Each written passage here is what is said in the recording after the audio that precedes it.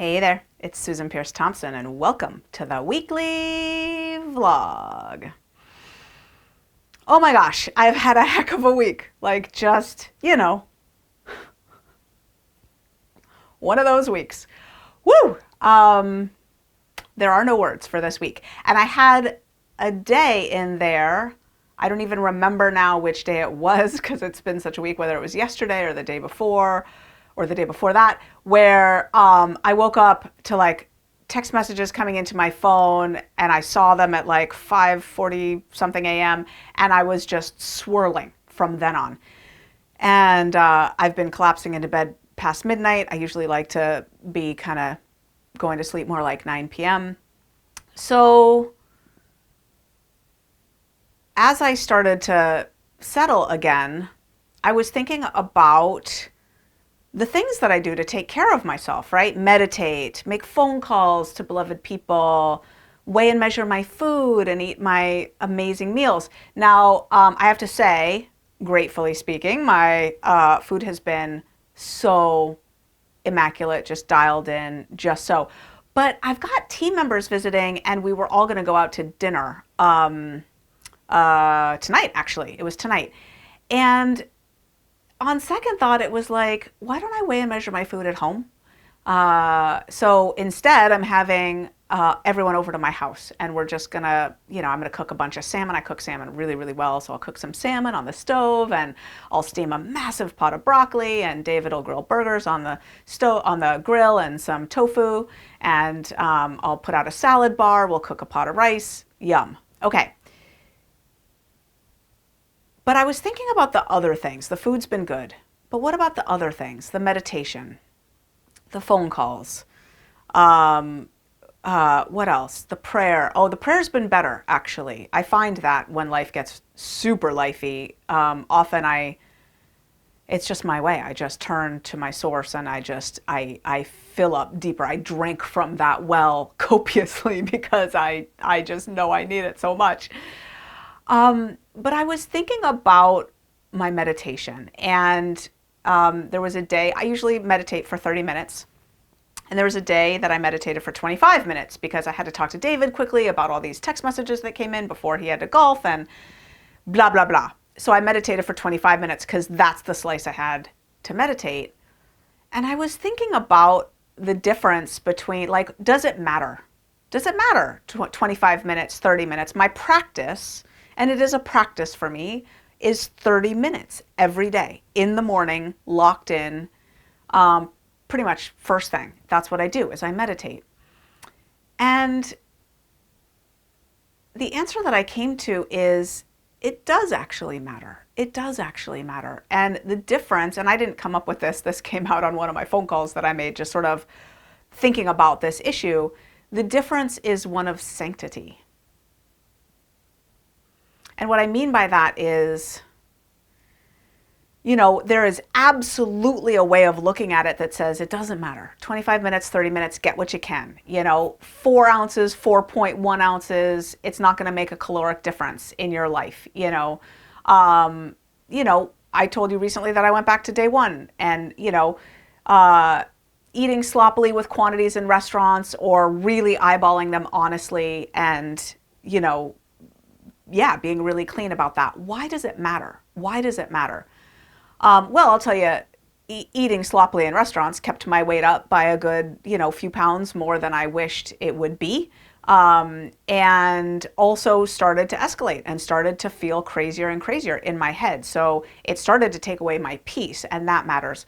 But I'm not talking really about that right now. I'm talking about the practice of doing the practices. And I guess we're getting a little Buddhist here because, what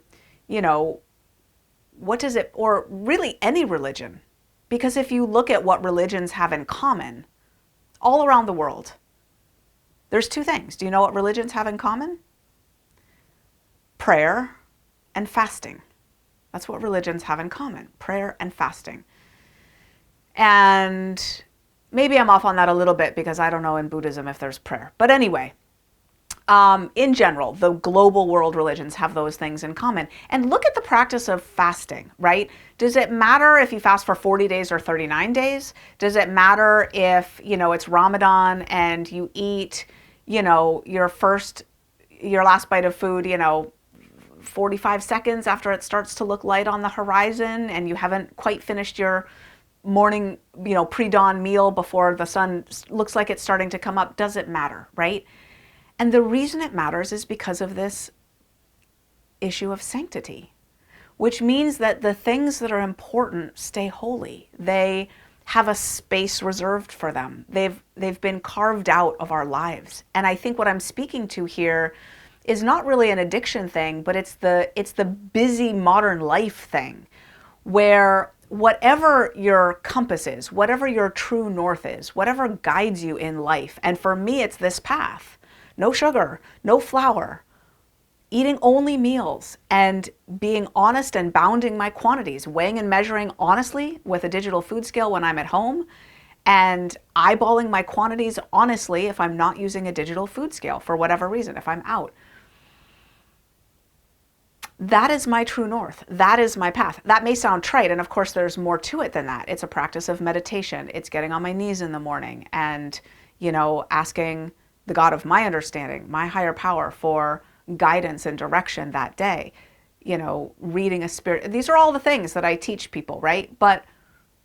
And of course, this is a set of practices that come from 12-step programs, AA originally, and then OA started in 1960, and then all the various 7 or so 12-step food programs that have cropped up since then. There's a practice to living this way of life. When you commit to it, the difference between kinda, sorta, and really keeping the boundaries clean makes a difference constitutionally for me in my being. And I weigh and measure my food so I can weigh and measure my life, so I can get out of the swirl and get grounded with the next right action. First things first, easy does it, keep it simple. A lot of 12-step slogans that are magical. And in Bright Line Eating, we have a lot of freedom to pick and choose our tools, to decide a one-plate rule or weighing and measuring, to, decide how, how bright we're going to be, right? How much we want to use the bright lines as sort of yellow dotted lines on the freeway, and it's all right if we veer out of them sometimes or even change lanes, or really, really take them as thick Sharpie markers written clear and dark that we never, ever, ever not only not cross, but not even get close because we don't even want to go there, right? We have autonomy in Bright Line Eating. There are no Bright Line Eating police. What I want to share with you this week is, as soon as I put this path central and just sank into it, my food journey is the core of my life. It is. And I've worked it any number of ways over the years, right? Loosey-goosey, straight and narrow. I've tried all the programs. I've tried all the ways, all the things, right? But this is my keystone habit. What I do with my food matters to me. And there is sanctity in keeping the lines crisp. It's a hotel bed made. It's a military bed made. Bounce a quarter on it. It's a bow tie that's straightened rather than crooked. It's a handshake that's firm. It's an appointment that's kept on time. It's a thank you note written. That clarity makes a difference when someone is attending to the details. And when we attend to the details of our journey here with our food, what I experienced this week is it settled down the swirl of my life. And suddenly I could think, I could make choices. I was using my lines, my bright lines, as my guideposts through the day. This is the scaffolding. I talk a lot about this as the scaffolding, right? You walk outside of a building that's being painted and there's this big metal contraption. It's a scaffolding. You can hang things on it, you can climb on it, you use it to remodel a building. Well, in Bright Line Eating, we have a lot of practices that are a scaffolding. And we remodel our lives by using that structure, that framework. Woo! And it worked for me this week. I'm going through so much, but feeling good. Feeling so good. Grateful, grounded, happy, peaceful. Sanctity. So if you do Bright Line Eating right now, or whatever your practice is, whatever program you're working, whatever your true north is, whatever your religion is, whatever it is, right? Attend to the details. Make your bed this week, this day, crisp. Get the dishes in the dishwasher without a bunch of junk on them. Whatever the details are that matter to you, there's sanctity in attending to them, holiness, reverence. You'll notice a difference. That's the weekly vlog. I'll see you next week.